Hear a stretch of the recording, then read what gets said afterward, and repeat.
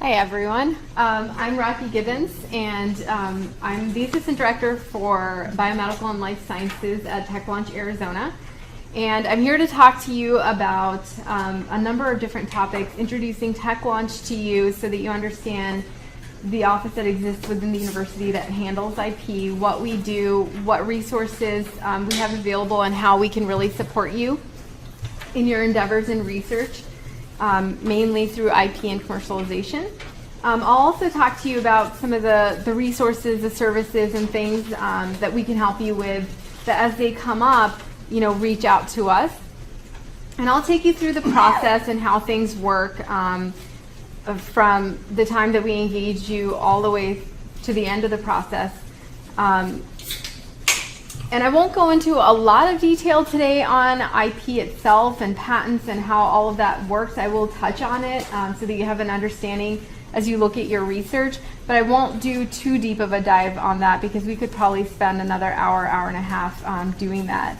And if you don't mind, throughout this presentation, if you have questions, please feel free to interrupt me and just ask. I want to make this really interactive and not just a talking head. So feel free to do that. And also, if you are interested in a deep dive, if you, after what I've presented, feel like you would like more information, please note that on the evaluations that were passed out to you. Because there is a different sort of seminar that we've done in the past in Tucson that faculty really enjoy, where we bring out a patent attorney to talk very specifically about IP strategies. And we also invite faculty that have worked with us in the past and have had a success from the time working with us to having some sort of an exit or some sort of positive outcome that came out of that interaction. Talk to you so you can kind of share experiences with someone who's actually been through it. I'll give you a little bit of background about myself and then we can jump in. I've been at U of A for about 2 years now. And TechLaunch is a fairly new organization. I came from the University of Michigan, where I spent about 8 years, and I was in tech transfer there. Prior to that, I was doing research. I did some academic research. I was at Stanford for a short while, and I was also with a startup company, also on the research side, before I made the transition to tech transfer and IP. My background is in molecular biology and business. I am not an attorney. I do not want to be an attorney. And that's really key because working with our office, we're really the business people, and we bring in outside law firms to fill in that legal gap. And we also leverage our resources at the Office of General Counsel to help provide that legal support. So I don't have to be a legal expert. I know enough about it, and that's good enough for me. So TechLaunch Arizona, how many of you have actually heard of TechLaunch? TLA. Okay, great. We are set up within the university. We are a university office. We are not, some of you might be familiar with I think it's AZTE. With ASU, that's their IP office. It's actually set up outside the university. We are not at all outside the university. We're fully on campus and within the university structure. It is a fairly new office. It's been around since 2012, so it's only been a few years.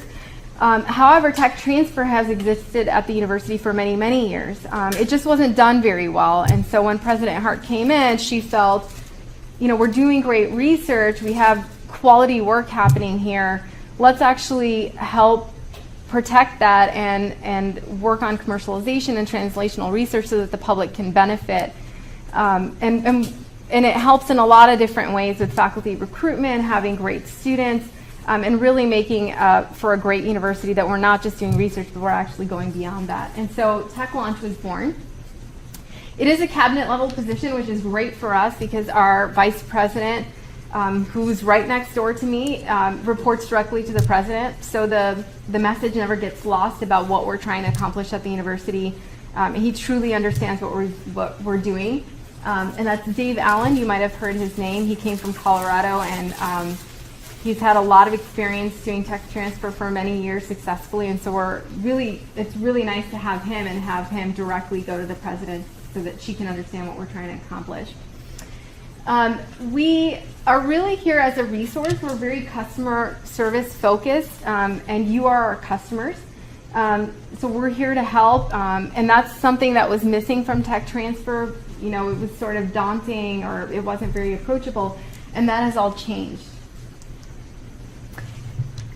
So there are a few functions within TLA, and 3 main functions. Tech Transfer Arizona, which is really the that's the entity that or the function that I sit in, and that's the entity that handles all of the intellectual property. So we're the first point of contact for faculty that are working on research, and they think they might have something. It might be something patentable. It's something interesting. Could be a product. You're just not sure.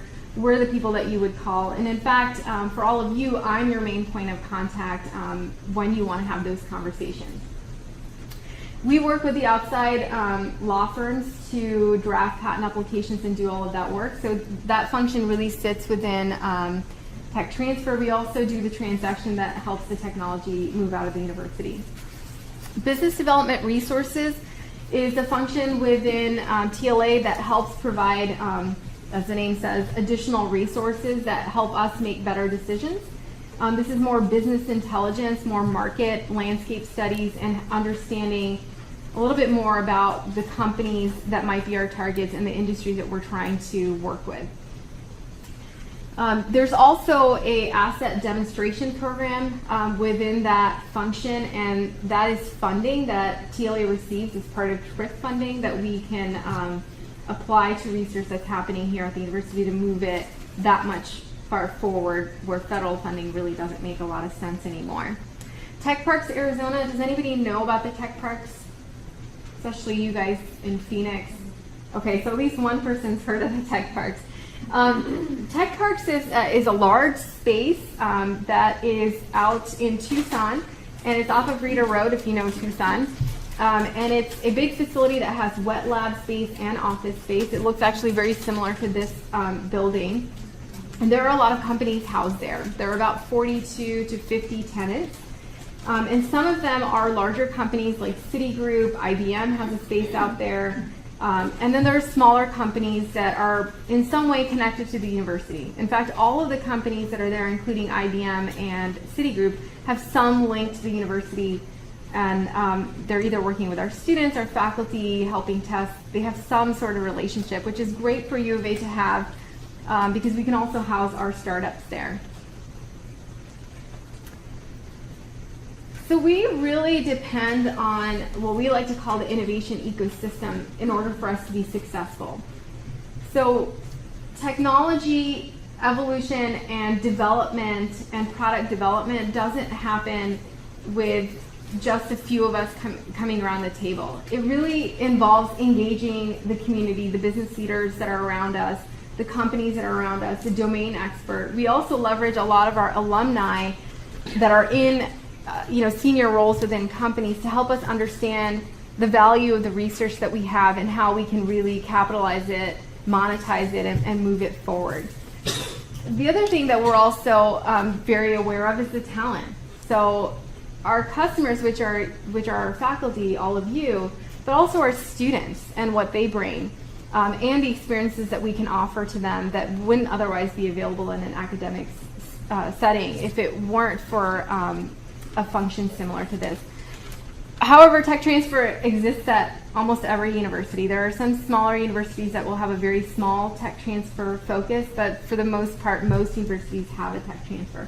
But we're really dependent on this ecosystem and all of the resources that go into it, which is the R&D, the federal resources, to really make something of the very nascent new technologies that we often see.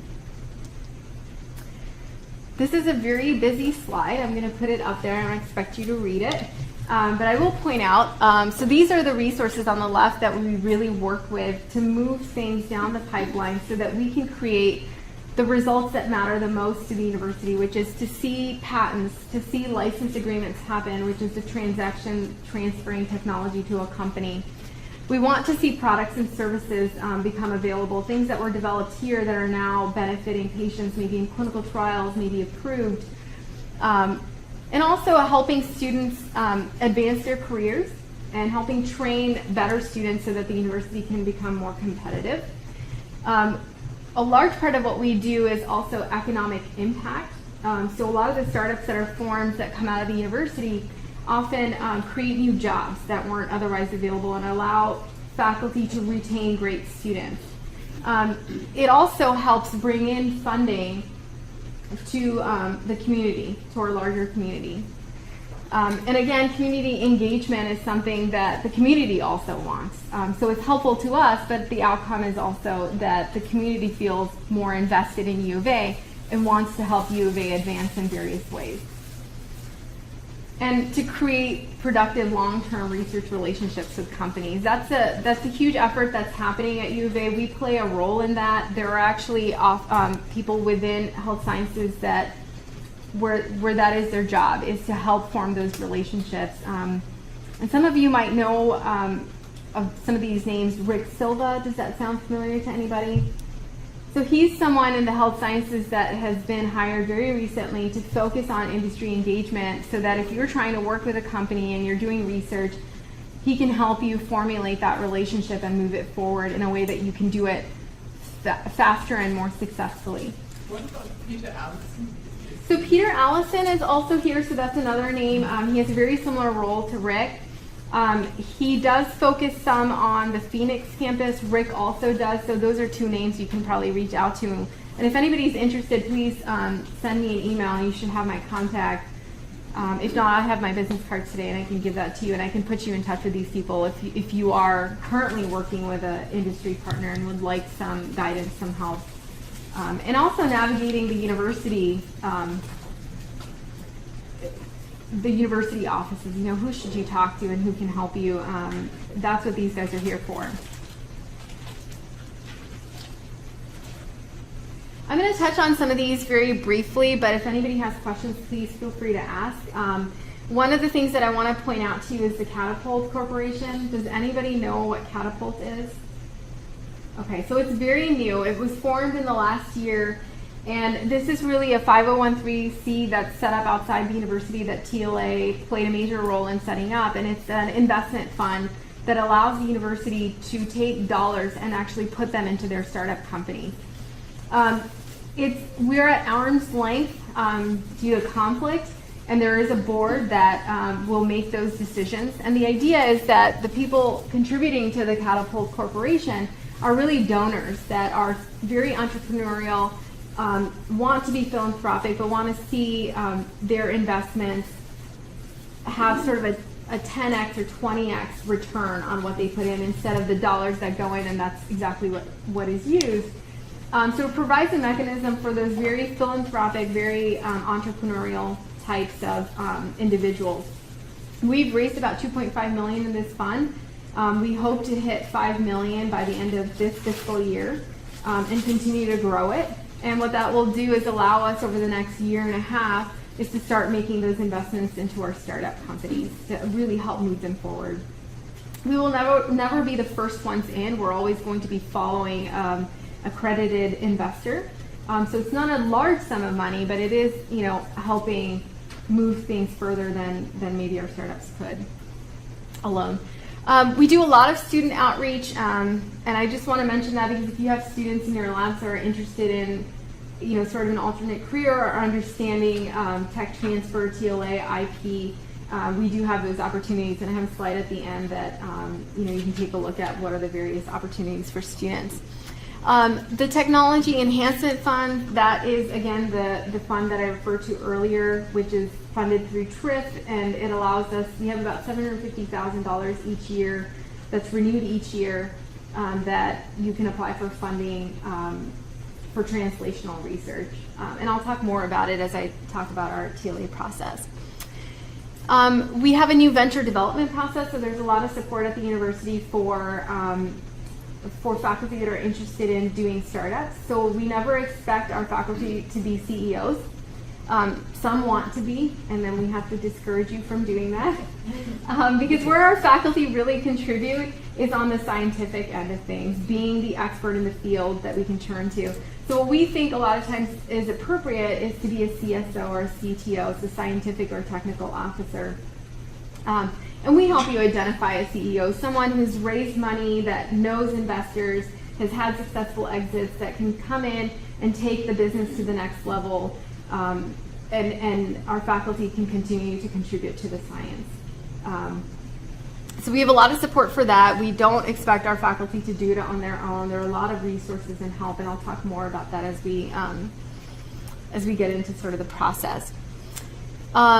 We also have a new initiative around SBIRs, SCTRs. A lot of faculty are interested in pursuing those mechanisms. We have support for that in helping putting proposals together, especially commercialization plans. So a lot of times faculty aren't used to creating that section. You know, you understand the science and the data and how to communicate that, but not the business end of things, and we can really help you put in proposals that are going to be competitive and also inform you about what are some of the guidelines, because if you haven't done SBIRs, SCTRs before, they are very different than any other federal funding like R01s and so on and so forth. They're obviously still a federal funding mechanism, but they're very different. So I want to talk a little bit. Just a question regarding the SBIR and SBTR applications. Do you work in Tucson then with Lauren Sadek's team, the research admin team, on these submissions, or how do you? Yeah, we do to an extent. So we're really on the front end of the process in getting the proposal into shape, helping understand the IP, helping devise some of the commercial and market aspects of the proposal. We don't handle budgets and things like that. That's really going to be the offices that you just mentioned. So we can help put the proposals together. We also are forming a team looking at faculty that are at the university that have had successes and received multiple SCTRs, SBIRs, that can sit on a panel to help review and provide advice to other faculty and kind of give tips and tricks on how to write these grants so that you'll have a better chance of success. That's the kind of support that we can provide, and also understanding how the different agencies work and what the different rules are. Because, and how many of you have applied for an SBIR or SCTR? Nobody? Okay. So for an SBIR or SCTR, it's given to a company. It is a small business grant. It is not given to the university. But in both of those cases, we often are the subcontractor, and we are often the ones submitting the proposal. And we might be setting up our company and then submitting the proposal from the university. And there are certain rules about how that money can be spent. And don't quote me on these numbers, but it's for an SBIR, I believe right now, depending on the agency, 70% of it has to be spent within the company, 30% has to be contracted out. It can be contracted out to a university, or it can be contracted out to a CRO or whomever can do the work. We're obviously focused on it being contracted to the university. STTRs require that a university be involved as a subcontractor. So the company's still the prime, we end up becoming the subcontractor on that. And I believe the funding split on that is 30% in the company and 70% for the university. So the SCTR in particular tends to be, attractive to faculty, but we have just as many SBIRs being applied for as well. So my guess is that, do you know how many of these applications you have in Tucson? So are you helping them, the PIs, establish relationships with small businesses? Yes, we're doing that as well. So if you don't, and in Phoenix too, so we are, TLA largely sits in Tucson, but we do have a Phoenix presence, and in fact we have events that we host to do exactly that, to help bring companies and faculty together in the same room and kind of do networking type events so that you can meet each other. And the idea is that in talking that you might find a common area where you can apply for grants together and partner. If you want to form a company, we can certainly help you do that too. And a lot of times these grants really require that you understand the IP and that you have IP. So we can help with that as well. And support letters and IP management plans, all of those things that go into it. We really get involved in that part of the process and helping putting the proposal together, not so much the back end of sort of the budgets and all the paperwork that has to be filled out. That's still the ORD and CRS that do all of that activity. Any other questions about SBIR or CTRs? Okay. Are people interested in hearing more about that at some point? Maybe not right now. I processed a couple of them, but I noticed that, there seems to be maybe, I don't think the relationships have been established yet, right? We had one in BMS, and Melissa had one a few years ago, and she was the recipient from whatever company at the time doing, she was doing the assay or something like that. She was doing the assay on behalf of the company. That was a couple of years ago. So we sent loads of hints to that for this. Yeah. And there is a lot of experience wholly at the university that you can leverage, and we do have a window into that. We're not the only ones doing SBIR, STTRs on campus and support. It is one of the things that President Hart has said is that we want to increase our funding overall, but specifically in the SBIR, STTR, we want to be more competitive in getting those types of grants. So we're one piece of the puzzle at the university, but we certainly have a lot of support. And again, because it goes back to IP and commercialization, we often get very involved. So if there was interest by our faculty, you would be able to provide follow-up workshops? Yeah, if you're interested, we can certainly do such a workshop. So please, on those evaluation forms, again, if you're interested in that, just note, that you would like to hear more about it.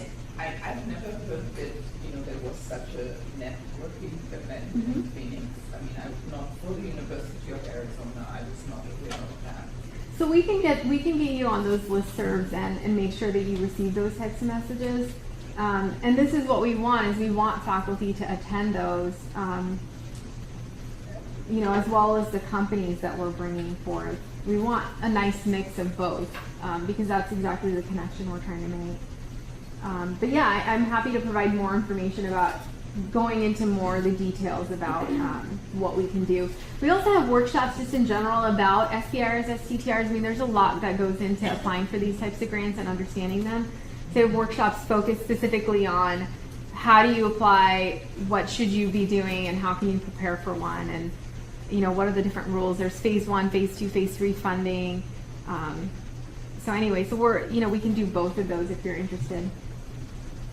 So I'm going to talk about IP briefly. As I said, that's another seminar that we could do if everyone's very interested, where we do a deeper dive about looking at patents and how to think about them, and just the overall process and the experience, and what IP strategy you might want to have in mind, and how we can help on that. So if you're interested in that, if you can note that as well, we're happy to do that. We've done that several times at Tucson. We have not done that at Phoenix. It's always been very well received by faculty there. We bring in attorneys, and we bring in faculty that have had that success. So people find it useful usually. So there are a few different forms of intellectual property that are available. Patents are definitely the first and foremost. They give you the broadest protection for the longest, actually, I stand corrected, not for the longest amount of time, but they give you the broadest scope of protection for 20 years. Copyright actually gives you the longest protection, which can last a lifetime and beyond. But copyrights only protect the medium and not the concept and the idea. For a patent, you could file on, let's say, a drug and the composition of that drug, and you can control that drug and preclude others from using it for 20 years. If you were to copyright that drug, someone could come up with a slightly different compound, and it wouldn't have to be very different. It could be a methyl group that you put on it, which isn't a big change, and someone would be able to design another compound that functions just like yours and can compete with you. Patents would preclude someone from doing that. It covers more broadly the drug, the diagnostic, whatever it is, so that you can build sort of a wall around your area of research and your product, so that it doesn't give people the opportunity to sort of have one-offs. Copyright is very useful in software, where you don't show the code, you don't release the code, you just see that it's something that works. You don't know what the algorithms are behind that software that's making it successful. So you can have a really long-standing protection with that. If someone can re-engineer your software and figure out what you're doing and do it just as well or better than you, then you're probably in a little bit of trouble, and you may want to go for a patent. So we look at all of those things when we're working with you to decide, what's really going to be the best IP protection, what makes sense based on the research that you have, and how can we protect it in the best way possible so that when we go to a company, we have something that's very solid that they feel comfortable investing millions and millions of dollars in, that they feel like if they ever had a challenge, they could overcome that challenge by someone who's infringing. We don't do a lot of trademarks, except with the Block A. Our office does not touch the Block A. There's an entirely different office that does only the Block A licensing, and they're very productive. What's Block A? Oh, the University of Arizona logo, the Block A. I mean, it's very big for athletics. Everybody wants to put it on something, a coffee mug, a T-shirt, whatever, or even bigger, the brand of the U of A. So trademarks, sorry, I could be more clear. It does have distance we are from the rest of Arizona.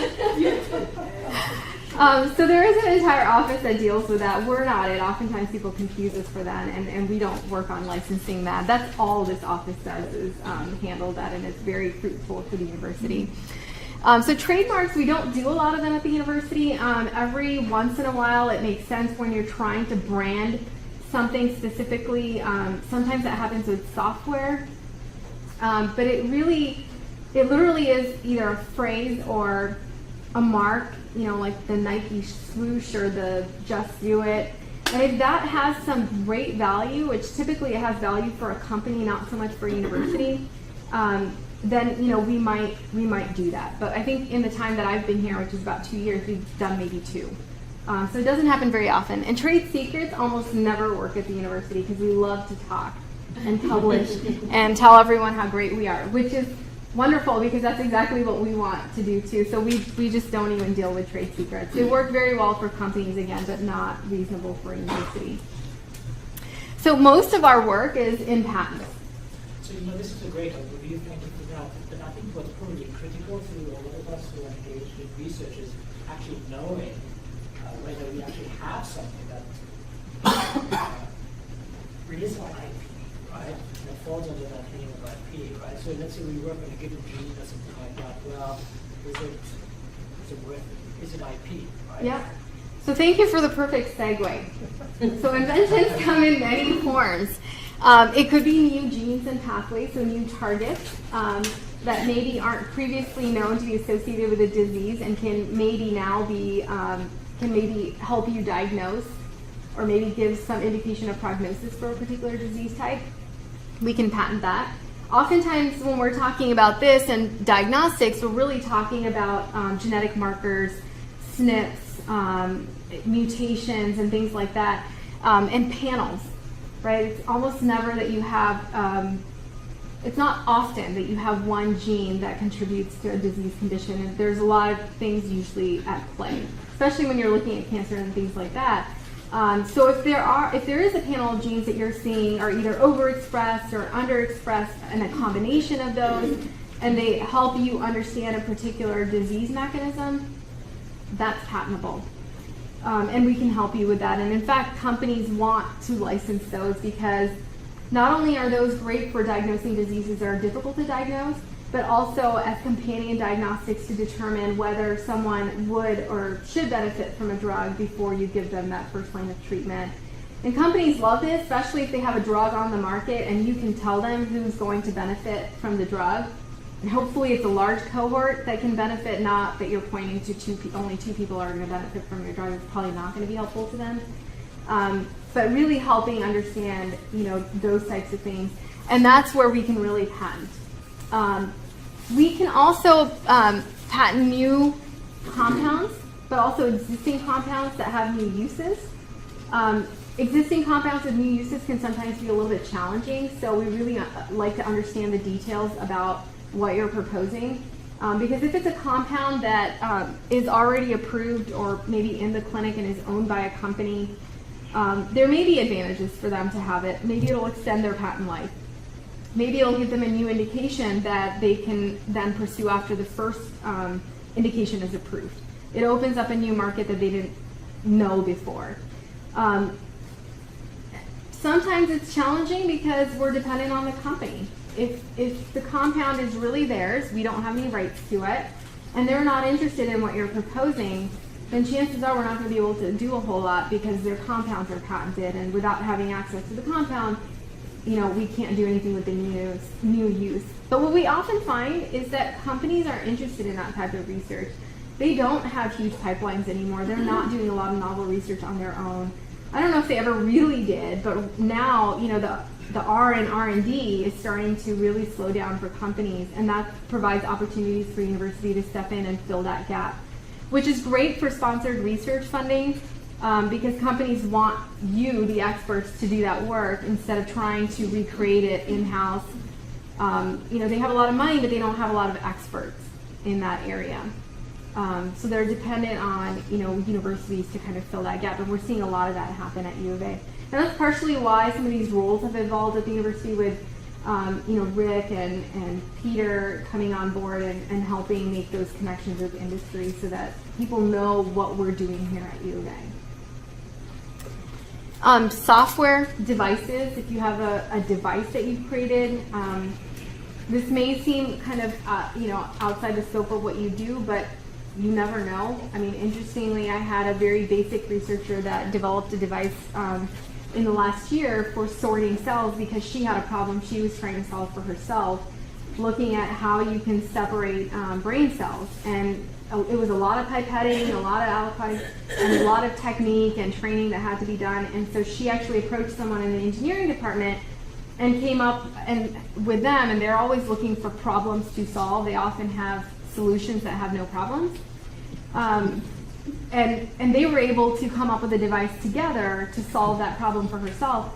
But if it solves a problem for her, chances are it solves a problem for a lot of other people out there. And so we have a device now that we're marketing to those types of companies that would be interested in that kind of cellular work, and also for researchers that might be interested in having those in their lab.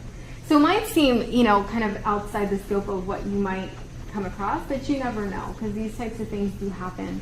And they happen actually fairly frequently. Mobile apps are on a big uptake. A lot of people in medicine and health sciences are coming up with apps for a lot of different applications, and we can help you with that. Has anybody here developed an app? Okay, so don't be surprised if, there are a lot of faculty doing that. So when I put that up there, a lot of the clinicians and, biomed researchers will look at me like, why would I do an app? It happens actually quite frequently, and we're seeing a lot of it at U of A. And we have a mobile app store for U of A. We have an iTunes store, and then whatever the Android version is. I'm an iPhone person, so we actually host it. It's a U of A app store. So I did want to talk to you about how we go through this process and what this process would be like for you if you were to engage. And what we found out when we were trying to map out our process when we started in 2012 is we started off with a bunch of straight lines, and it just didn't make sense. Because commercialization never happens in a straight pathway. It's always, turns and different directions that you might go. So we thought maybe squiggly lines were going to be better to describe how this actually works. It starts with research. It starts with things that are happening in your lab, and you having the idea and calling us.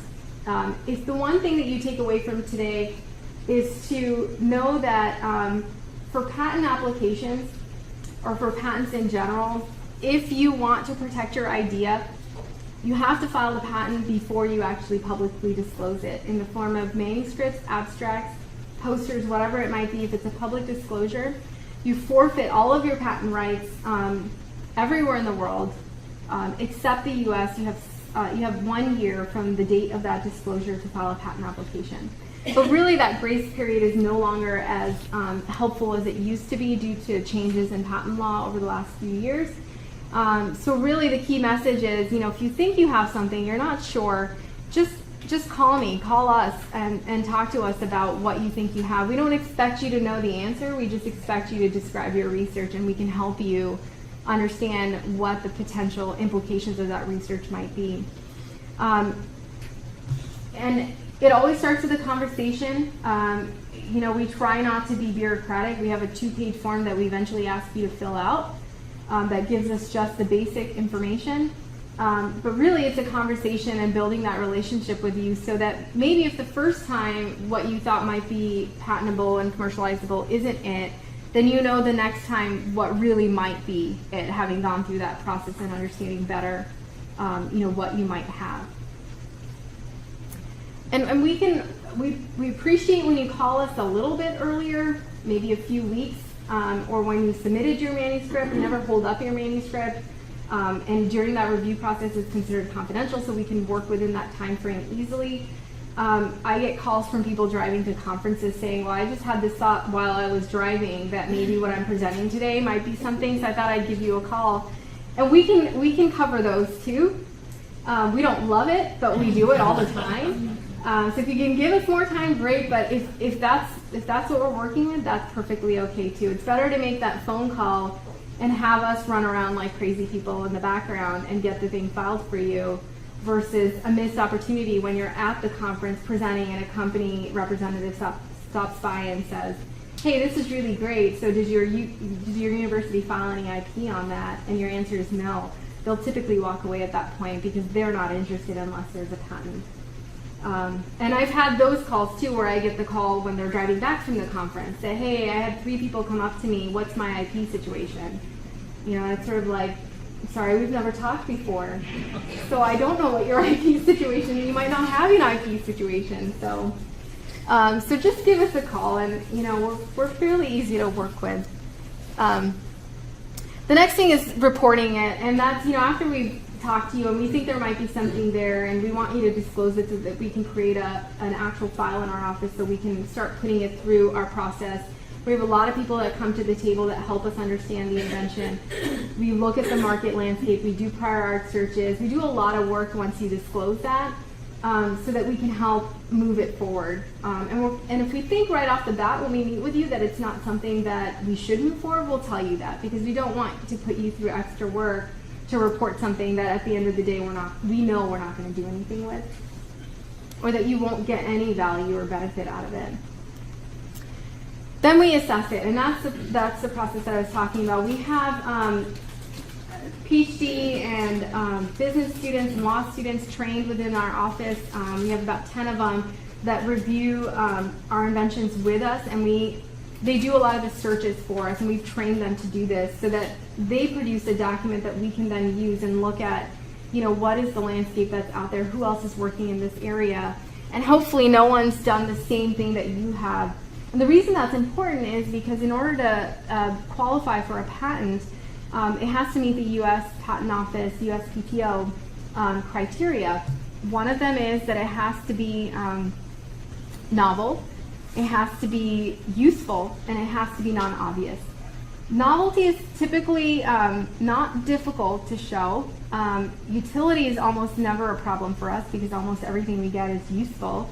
It's non-obviousness and novelty that foul us up, and non-obviousness probably the most. And the way that the Patent Office looks at things is if we all had access to the same information, and we all do because with the internet you have access to the same information, with the same background as you, the inventor, could I put 2 and 2 together? So could I take this publication and this other publication and this patent, combine all of it and come up with the same idea?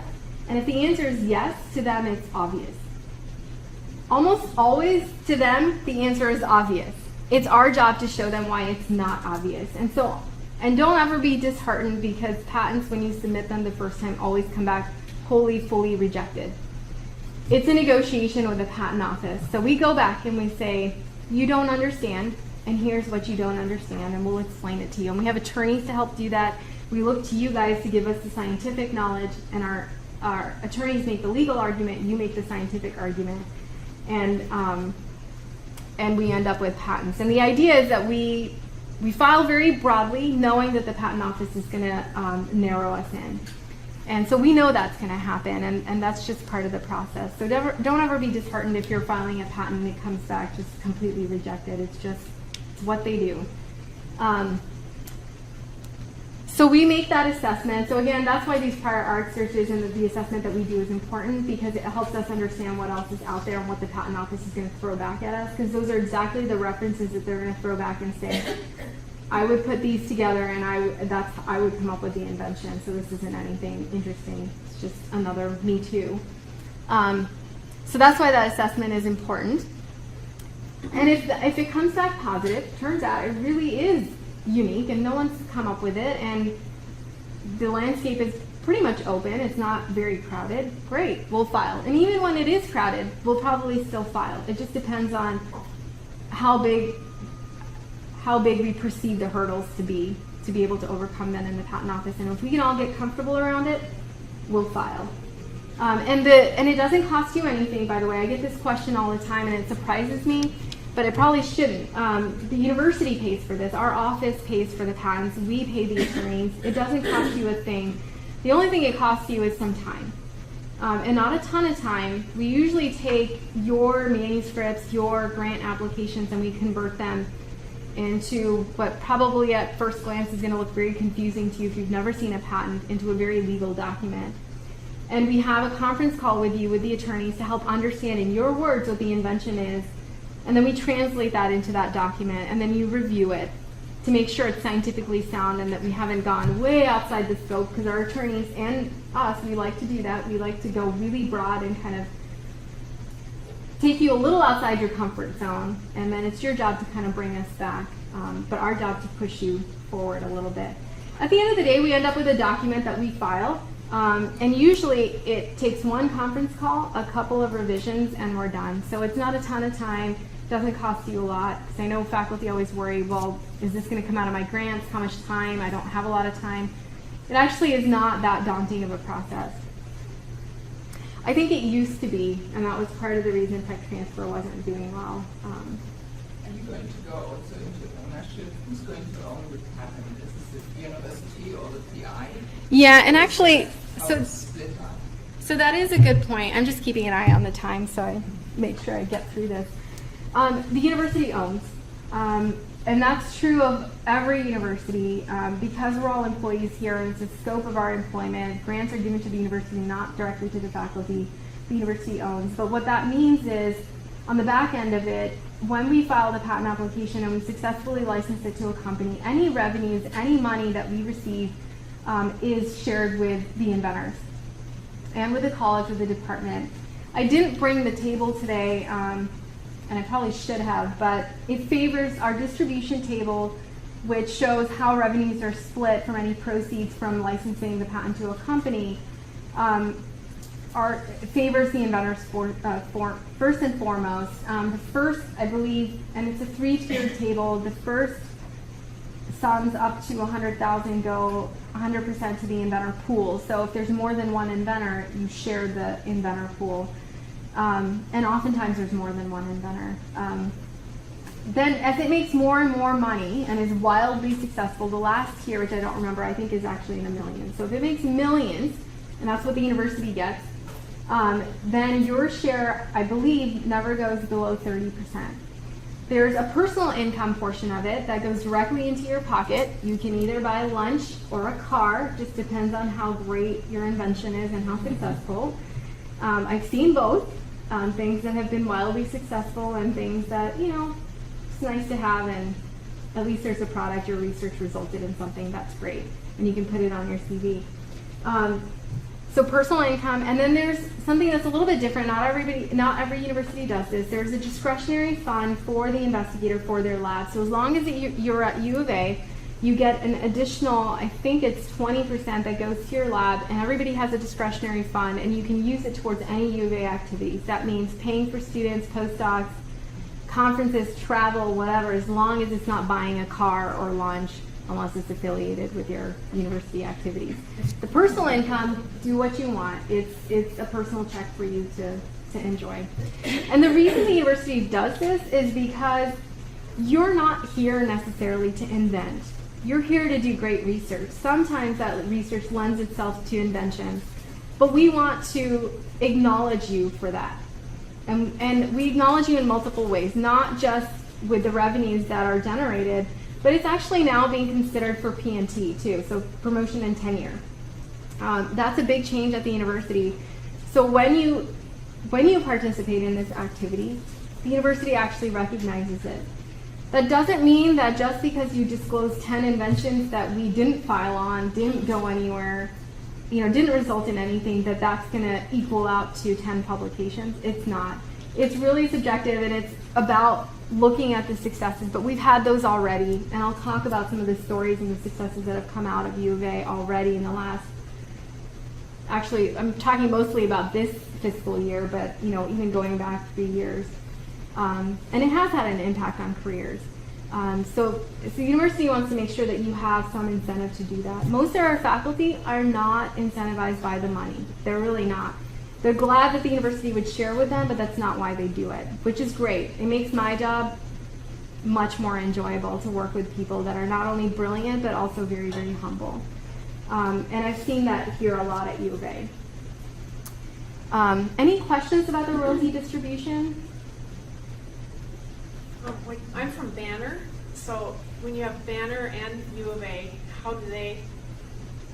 So I was really hoping nobody would ask that question.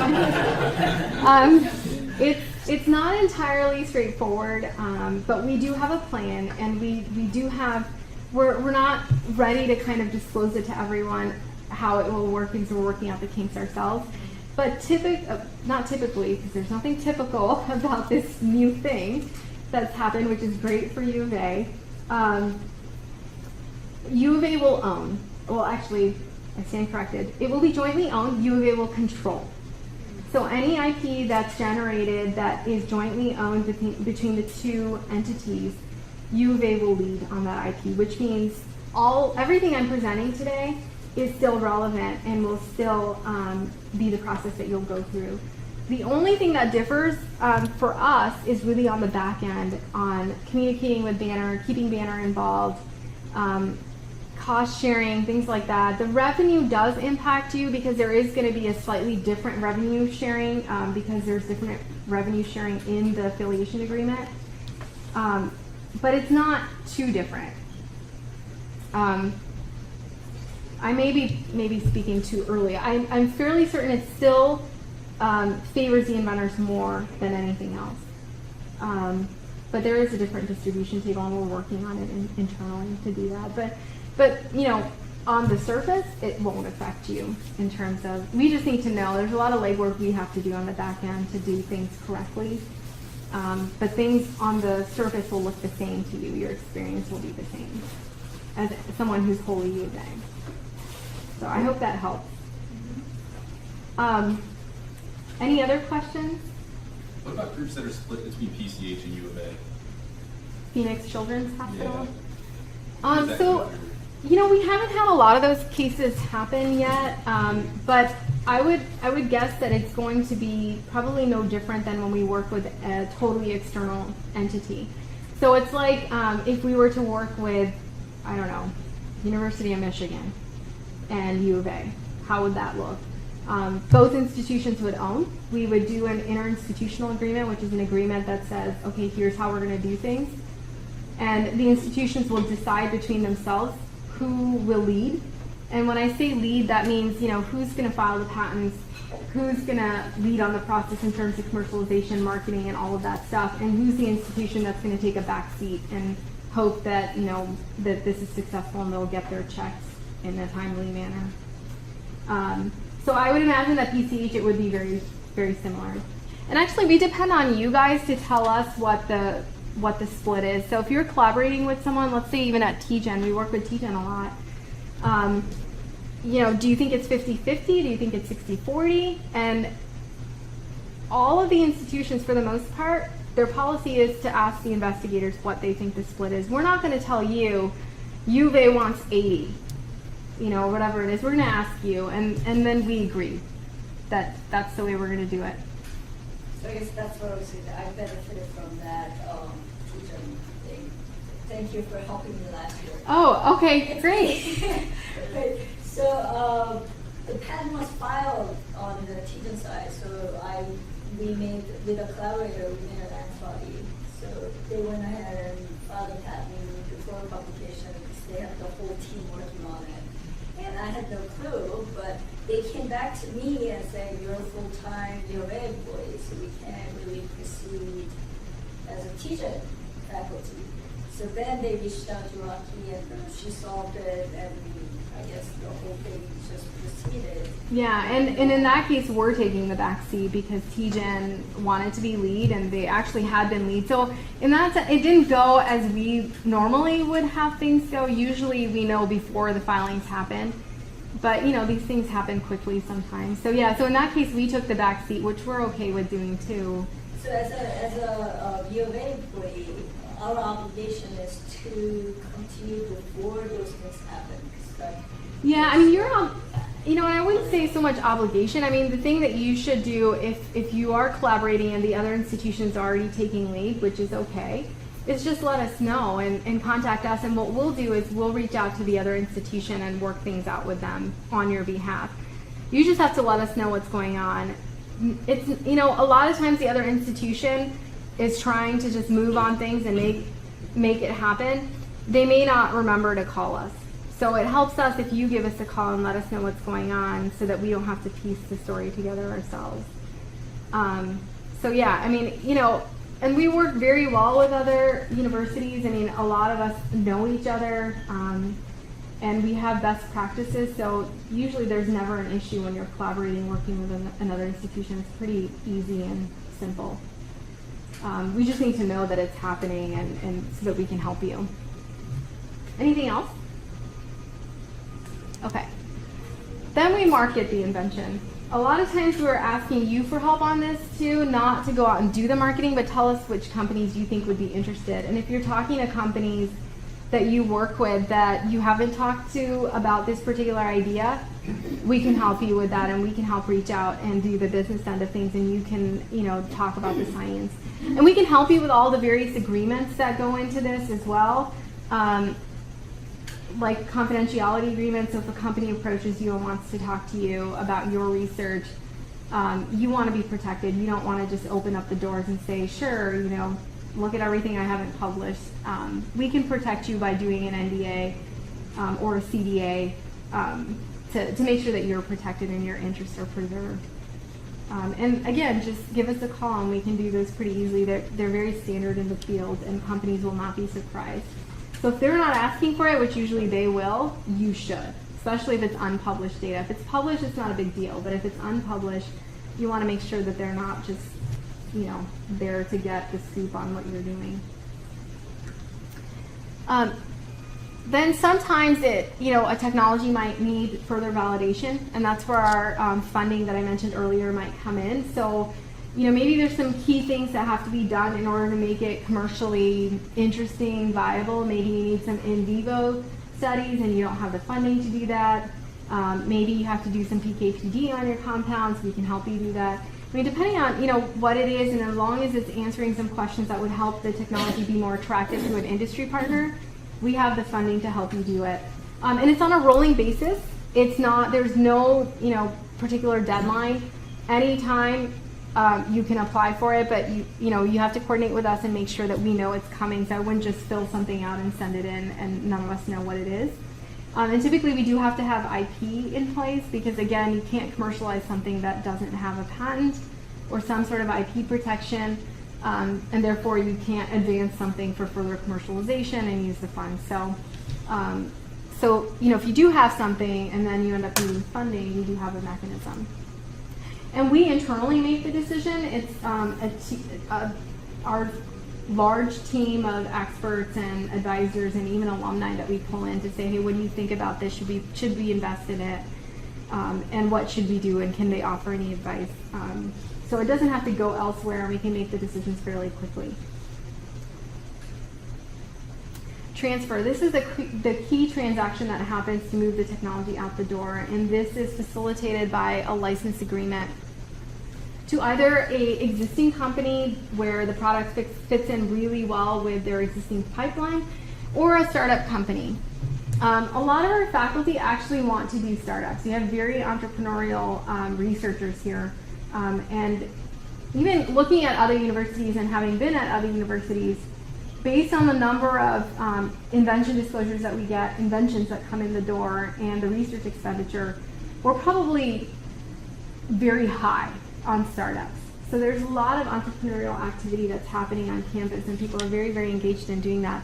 And if you want to do a startup, we're going to support you, unless we think that it's just completely, not reasonable. And we will try to help you understand why it's not. And if you're not convinced, we're probably almost never going to say no.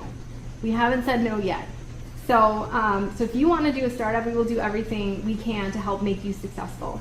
And our goal as TLA is to see these companies survive. We don't want to just push you out the door and in 3 years you don't exist. We actually have a metric to show that in 5 years our startup companies will have hit a $250,000 fundraise, at least from an accredited investor.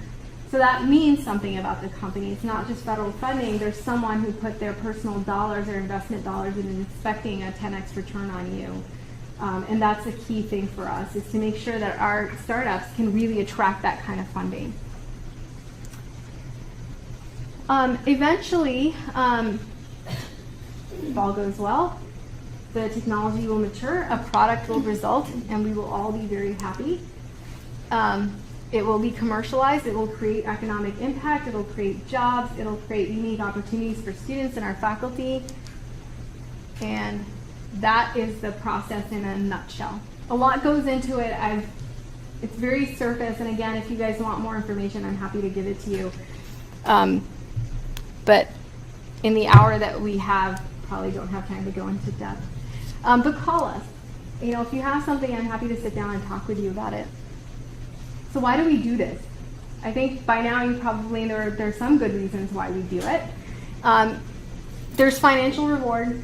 Faculty aren't, for the most part, motivated by that because it may never come, who knows, and when it does, it's great. But they're actually not motivated by that. It attracts additional research opportunities. If you're doing research in an area where you're actually generating IP, companies are interested in working with you in a multitude of ways, either giving you more dollars to do research in their area, having you on their advisory boards, and really, engaging and becoming sort of that dynamic person who's not just doing federal funding, but really engaged in the community, engaged with companies, and advancing your career. Job opportunities for our graduates, certainly seeing the patients and the public benefit. This is obviously a large goal because we are a public university that's funded by taxpayer research dollars. So, we do care about that.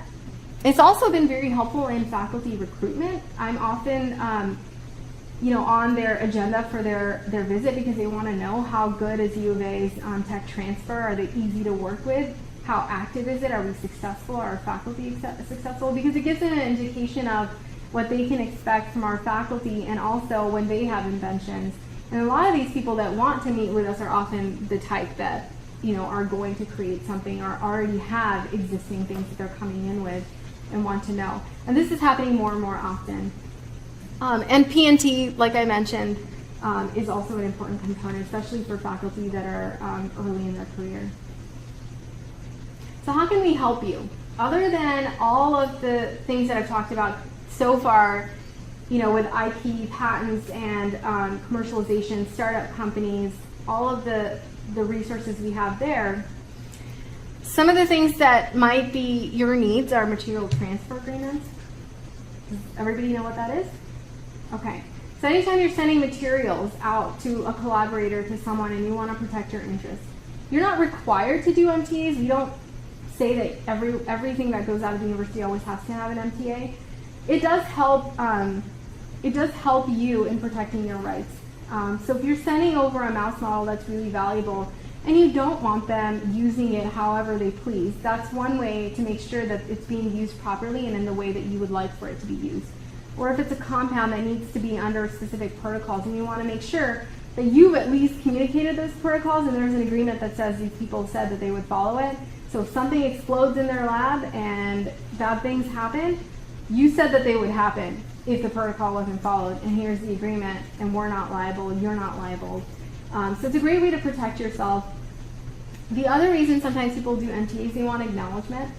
You know, if you're going to take my advice and publish it, most people will acknowledge you, but you can ask that they really pay attention to that when you do an MTA. If you have anything commercial you're working on, so if it is something where in your lab we're working with you to protect the IP, and this is, you know, an area of research that's actually going to produce something, you should probably protect your materials in that way so that people can't use your stuff to produce new IP that then encumbers you from doing anything. So what happens when you've developed something using NIH funding? The NIH has you sign a document, for example, a mouse model. You made it with the grant from the NIH, and you've agreed to share that with anybody. I don't know that you're even allowed to say what they can and use it for. Are you aware of? Yeah, so the NIH actually, they're a signatory to the UBMTA, it's a Universal Biological Material Transfer Agreement. The NIH uses MTAs too. So it's not that you're telling someone that you can't do X, Y, and Z. You're asking them, what are you going to do? Are you going to do this line of research? Or if they want a really blanket one and you're okay with that, fine. They can do whatever. It just helps you protect yourself from your materials being misused, not being acknowledged, and being shared broadly. So that's the other thing. A lot of times our faculty want to make sure that if I give it to you, that you're not going to give it to so-and-so and so-and-so, and everybody has it, and you have no control over your materials that you produce. You know, you want to be in control of that. So the MTA will say that they can't send it to third parties. And what we'd like them to do is to say, I got it from Dr. So-and-so, please go to U of A and talk to Dr. So-and-so and he can give it to you. So that's, a lot of our faculty prefer that versus just your stuff is out there and you have no indication of what's happening or what people are doing. And especially sensitive material, so we sometimes will send things that do require specific conditions and care. Or if you're sending them across borders and state lines and it's something that is export controlled, you would be in violation of export control if you sent certain materials, controlled materials, infectious materials, things like that.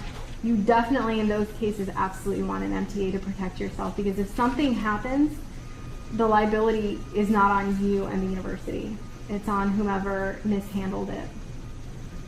So we do them for that reason too. And by the way, we only do outgoing, so if you're sending things, we can help you. If you're bringing things in from another university and they've asked you to do an MTA, that's CRS. Does everybody know who CRS is? No? Contract Research Organization, they're the people that handle your grants. Okay. We can also do NDAs, non-disclosure agreements, to cover whatever discussions you're having and keep them confidential. We can give you advice and support when interacting with industry. This could be anything. This could be, I mean, I have people come up to me and ask, hey, I'm talking to this company and they're asking about this, or do you think I should even talk to them? They're working in the same area of research, I'm concerned, whatever. We can help you with that. IP clauses and sponsored research agreements, or any research agreements. If you're applying for foundation grants, this is coming up more and more. We help with that. We work with CRS when they're looking at these contracts to make sure that the IP clauses make sense. If you're getting a material transfer agreement, an MTA for materials that are coming in, especially from a company, you can almost be guaranteed there's going to be IP clauses in there, and you want to be aware. Even if you're okay with giving away whatever IP you create, and we're okay with that too, by the way, if that's what you want to do, you should at least be aware before you start using the materials and produce something that's just the latest and greatest, and you want to do something with it and then realize that the MTA says that this company owns it and you can't do anything with it. So we make sure that we work closely with you and with CRS if there's IP clauses in these agreements to make sure that you understand and agree with whatever the company is asking you to do, so that it doesn't negatively affect you later. IP management plans and grant proposals. Has anybody come across this? A lot of federal grants are starting to ask for how are you going to handle your IP? What's your data management plan? How are you going to share your materials? What's the plan for IP? We can help with that. In fact, we can write that section for you. A couple of paragraphs, page, whatever it is that you need. We've done longer ones depending on the type of grant it is. Okay, I'm getting the indication I have about 10 or 15 minutes. So if you thought I talked fast before, I'm going to talk really fast now.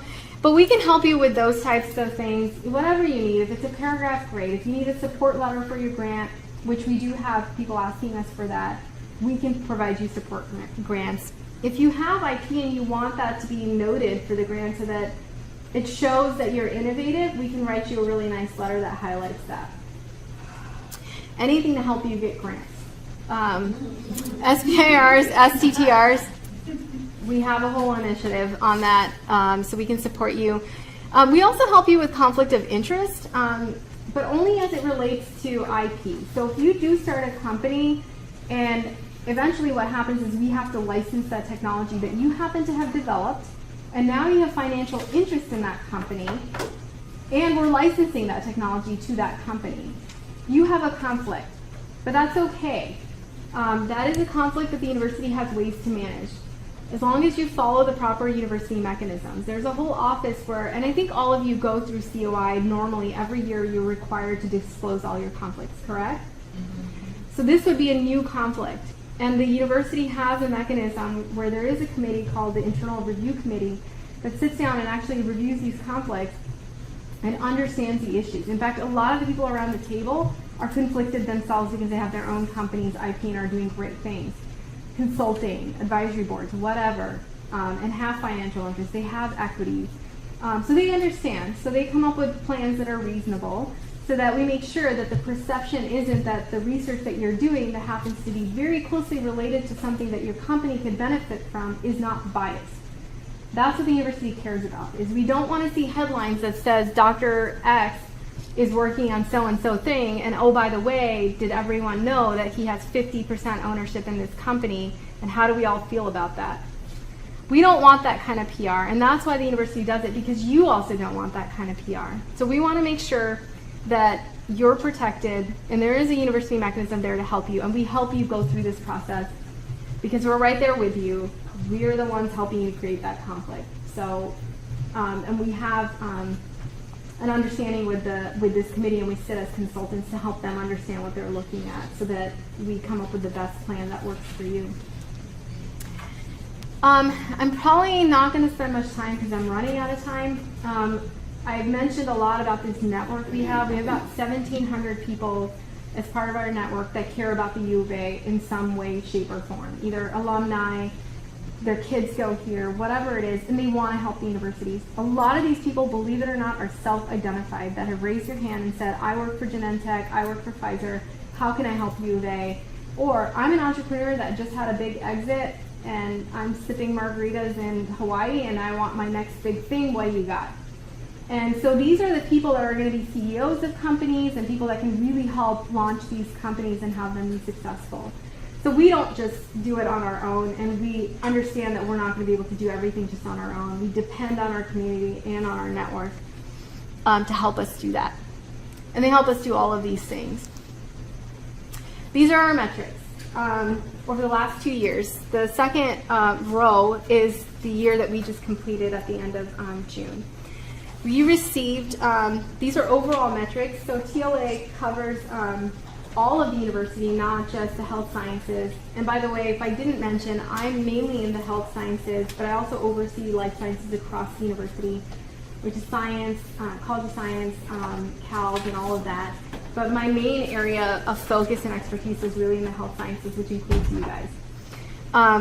So we received 213 inventions. These are unique inventions that were disclosed to us. We did 12 startups last year. We filed the provisionals, those are patents, 97. And I've just circled these numbers at the bottom, is we've seen a double-digit growth every year. I didn't put FY13 up there, but we expect to do that again next year. At some point we're going to plateau, but we're not there yet. Any questions about that? These are our wonderful startups from this year. This is just this year. We did 11 last year. We're going to do 13 this year. We think we're going to meet that goal. It goes up every year. So, but we do believe that we're going to be able to hit those numbers. These are across the university. Some are in engineering. Some are in the health sciences.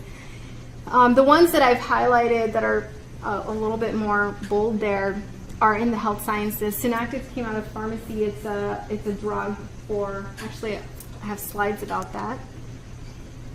Actually, do people know Symphonia? You should if you don't. Maybe because that's all we talk about in Tucson, but not in Phoenix. Symphony is a big hit for the university. It's a company that was formed just in the last year, and it focuses on medication management.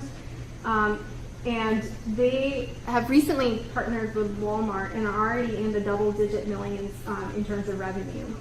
And the university is participating in that and receiving that. And that happened in just the last year or two. It's unusual for a company to launch that quickly and to produce revenue that quickly and to reach millions and that level of partnership. But it's possible, and it happened just last year. And so we talk a lot about Symphony now.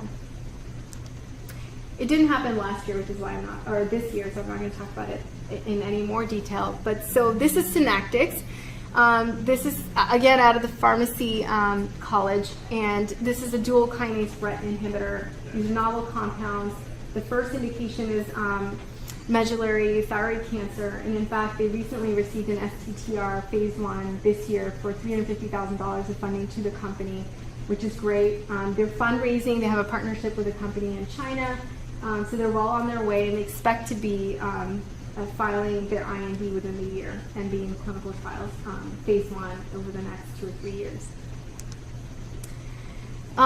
This is not a startup. The reason I put this up here is because we did 12 startups last year, but we did 45 exclusive agreements. Those are just exclusive. Our total deal flow is about 80 something. But we do license to existing companies all the time. And this is one. This is a small company. And actually, what's nice about this story also is that this faculty received a phase 1 SBIR and then a phase 2 SBIR around this technology. And the phase 2 was $2 million. So that was great. Wouldn't have happened if he wasn't partnering with this company. Wouldn't have happened if they didn't protect the technology and the transaction that took place, the license and all of that. And this also happened this year, and they were able to move it forward that quickly and be able to raise those kinds of funds from a federal mechanism. This is a technology that also launched. This is a startup. It's EPV Sensors. This is a collaboration between College of Engineering and College of Medicine, and it's a non-invasive way of looking at glaucoma. This is potentially a device that you could buy at a pharmacy, go home and do it, and you can place it on your eyelid as opposed to having it on your actual eye. Glaucoma testing has to happen multiple times a year. This makes it great for that older population to be able to do it themselves at home. So we expect this to do good things. This is an interesting one that happened this year as well. It's NeuroID. This is a software. And it can predict based on your activity on your phone, your devices, the way you're holding your mouse, the way that you're maybe typing. Don't quite understand how this happens. It's brilliant. If it really does work, which we think it does, can tell whether you're lying, whether you have bad intentions. And so it has some very obvious security applications. So it's a very interesting technology. It's very nascent. It just launched. It's in a startup. They're raising funds. They may actually have a management business team. So anyway, it's just another example of something happening just this year. I have many more examples, but I don't have enough time. But I did want to put this up here. If you have students that are interested, we're always looking for great students, as I think all of you are probably too, that might be interested in engaging in this process. And a lot of them will do it while they're still doing their research, just to be exposed to something. And we're always wanting to provide students with more opportunities so that we train the best. And IP is becoming more and more important, especially if they're going to go into industry. They need to understand that, and that experience can be invaluable. So if you know someone, then please let me know, and feel free to reach out. If you have something in your lab you want to talk about, I'm happy to talk to you. Any other questions?